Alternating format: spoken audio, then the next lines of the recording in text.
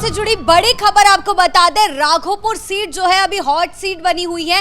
देखा जा रहा है कि किस तरीके से तेजस्वी के वहां से जीतने के आसार जो हैं वो कम होते हुए दिखाई दे रहे हैं। वहीं दूसरी ओर जब रोहिणी आचार्य वहां पर तेजस्वी के समर्थन में पहुंची तो माहौल जो है और ज्यादा गर्मा गया, क्योंकि तेजस्वी के लिए प्रचार करने पहुंची थी लेकिन उल्टा तेज प्रताप के बारे में बयानबाजी करती चली गई। तेज प्रताप का समर्थन करती हुई रोहिणी आचार्य दिखाई दी। इस मामले में ज्यादा अपडेट के साथ मेरे साथ जुड़ रहे हैं मेरे सहयोगी हर्ष भारद्वाज जी। सर, राघोपुर सीट जो है वो अभी हॉट सीट बनी हुई है। बिल्कुल, देखिए राघोपुर से दो बड़ी खबरें इस वक्त आ रही हैं जो अपने दर्शकों को बताते हैं। पहला ये कि किस तरीके से लोजपा के पहले उम्मीदवार रहे जो कि पूर्व नेता भी हैं और उन्होंने आज बीजेपी ज्वाइन कर ली है और उन्होंने भारी मतों से, हालांकि वो जीते नहीं थे लेकिन उन्हें कई बार भारी मत मिले हैं और जब बीजेपी ज्वाइन की है राघोपुर से तो बीजेपी के लिए काम करेंगे, यानी एनडीए के उम्मीदवार सतीश के लिए वो काम करेंगे और एनडीए का वहां से जीतना प्रबल माना जा रहा है कि एनडीए वहां से जीत सकती है और तेजस्वी को पछाड़ सकती है।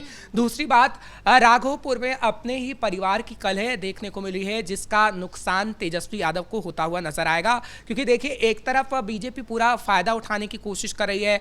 जब लोजपा के राकेश रोशन ने बीजेपी को ज्वाइन कर लिया और एनडीए कहीं ना कहीं मजबूत राघोपुर में होती जा रही है और राघोपुर में अगर तेजस्वी हारे तो कहीं ना कहीं बहुत शर्मनाक होगा और उनके नाक का सवाल इस वक्त राघोपुर बना हुआ है क्योंकि वो वहां से उतर चुके हैं। हालांकि पारिवारिक कलह ऐसे देखने को मिली कि जब रोहिणी आचार्य उनकी खुद की बहन तेजस्वी के लिए वोट मांगने गई लेकिन उन्होंने तेज का समर्थन कर दिया और लोग तेज प्रताप यादव के नारे लगाने लग गए, क्योंकि एक निजी चैनल की तरफ से इंटरव्यू भी लिया गया था। उसमें जब कहा गया कि तेज प्रताप यादव के बारे में आप क्या बोलती हैं तो उन्होंने कहा कि मैं तेज प्रताप यादव को आशीर्वाद देती हूं कि वो जीते और तेज प्रताप यादव का समर्थन करती हूं।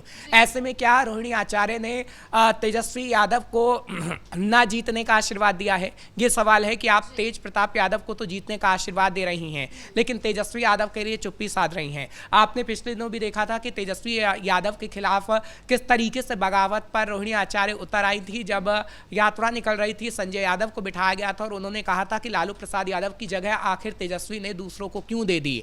और अब जब वो राघोपुर के अंदर आरजेडी का चुनाव प्रचार करती हुई नजर आई हैं तो साफ दिखा है कि किस तरीके से वो तेजस्वी से नाराज हैं, लेकिन अभी वो खुलकर नहीं बोल पा रही हैं क्योंकि अभी ये जानती है आरजेडी कि अगर परिवार में और फूट पड़ेगी तो उसका नुकसान तेजस्वी को ही होगा और रोहिणी आचार्य की मजबूरी है कि वो तेजस्वी यादव के खिलाफ खुलकर नहीं बोल सकती हैं, क्योंकि जिस जयचंद का जिक्र तेज प्रताप यादव कर रहे थे उस जयचंद्र का जिक्र लगातार रोहिणी भी कहीं ना कहीं बिना नाम लिए करती रही हैं, यानी संजय यादव पर वो कटाक्ष करती रही हैं। ऐसे में राघोपुर में तेजस्वी को हराने का काम क्या उनके परिवार के लोग ही करेंगे? जी बिल्कुल, तेज प्रताप भी खुद ये कह चुके हैं कि अगर तेजस्वी महुआ में प्रचार करेंगे तो मैं भी राघोपुर में डोर टू डोर प्रचार करूंगा। बिल्कुल, सवाल तो यही है कि क्या अपना परिवार ही तेजस्वी का टांगे खींचने और उनके पैर पे कुल्हाड़ी मारने का काम करेगा? क्योंकि देखिए लग तो ऐसा ही रहा है। तेज प्रताप यादव की तरफ से लगातार आपने ठीक कहा कि कहा जा रहा है कि अगर आप महुआ सीट पे आते हैं, अपना प्रत्याशी उतारते हैं और जिस तरीके से आपने किया भी है तो मैं भी राघोपुर से कहीं ना कहीं आपको हराने का काम कर सकता हूँ। ये एक इंटरव्यू में उन्होंने साफ कहा है। और अब रोहिणी आचार्य जब तेजस्वी यादव के लिए कुछ शब्दों का इस्तेमाल नहीं कर पा रही हैं, यानी उन्हें जीत का आशीर्वाद नहीं दे रही हैं, तेज प्रताप यादव को जीत का आशीर्वाद दे रही हैं, तो ये कहा जा सकता है कि खुद के परिवार के लोग ही तेजस्वी यादव को हराने का काम कर सकते हैं, जो कि एक इस बिहार चुनाव में एक आप कह सकते हैं कि बड़ी तस्वीर होगी। क्योंकि तेजस्वी की नाक का सवाल इसलिए है क्योंकि तेजस्वी वहां से विधायकी लड़ रहे हैं।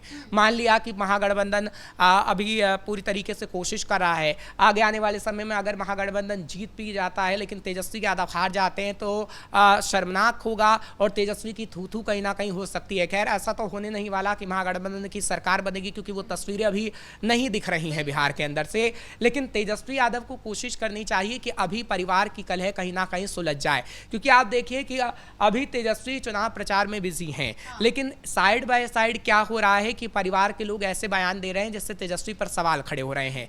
आपने पिछले दिनों देखा था कि कैसे राबड़ी देवी ने तेज प्रताप यादव का समर्थन कर दिया था और राबड़ी देवी की तरफ से कहा गया कि तेज प्रताप यादव जहां पर है जो भी कह रहे हैं वो अपनी जगह सही हैं।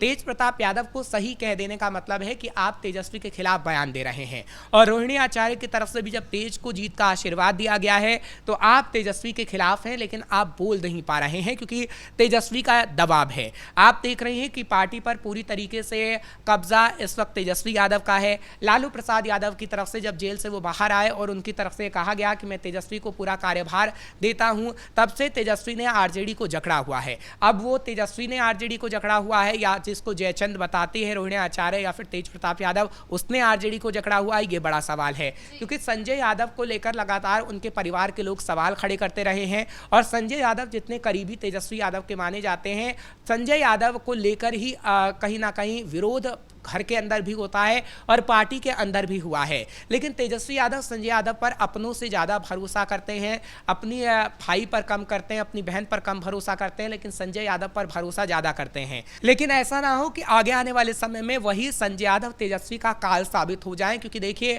कहा जाता है कि अपने तो फिर भी भला सोच लेते हैं, लेकिन जो सत्ता की कुर्सी के लिए अपने दिमाग में सोचता रहता है वो अपने करीबी को भी डुबो डालता है। क्योंकि संजय यादव अभी भी आकांक्षी हैं, संजय यादव अभी भी महत्वाकांक्षी चीज़ें अपना रहे हैं कि उन्हें भी कुर्सी मिल जाए। अगर तेजस्वी को कुर्सी मिलेगी तो जाहिर सी बात है उनको तो कुर्सी मिलनी तय है, और तेजस्वी यादव ठीक वैसा ही कर रहे हैं जैसे संजय यादव उन्हें कह रहे हैं। ऐसा हमारा नहीं, ऐसा तेज प्रताप यादव का खुद का कहना है।